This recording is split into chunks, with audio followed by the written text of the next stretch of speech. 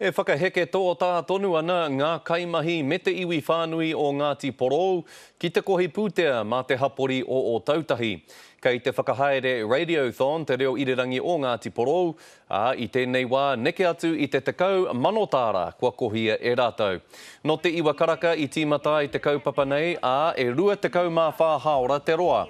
Toko mahanga tāngata kei te wai atu ki te koha pūtea, ara mai ngā kura kaupapa ki ngā pakihi, tai atu ki te hunga kei tā wāhi e noho ana. Ko te whakaaro nui ahakoa he iti, he kuru pounamu. Nau mai whakarongo mai ki te reo irirangi o Ngāti Porou, te teihana tuatahi o te rerenga o te rā. Nau mai hoki ki tēnei rā, hei whakanui, hei kohi moni hoki mō tātou whanaunga Ngāti Porou whānui, me te whānau whānui kei o Tautahi i tēnei wā. It all starts really quite nice and energetic, doesn't it? Hopefully it's still going this way 9 o'clock tomorrow morning. Victor's already starting, he's taking his jacket off.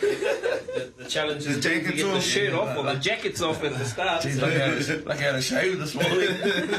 We're reminding our whānau, you can keep your pledges rolling in, as you heard with the Wiz and Ra making their $10 challenge to Uncle Vic to sing a song. Ka pai Ngāti Porou.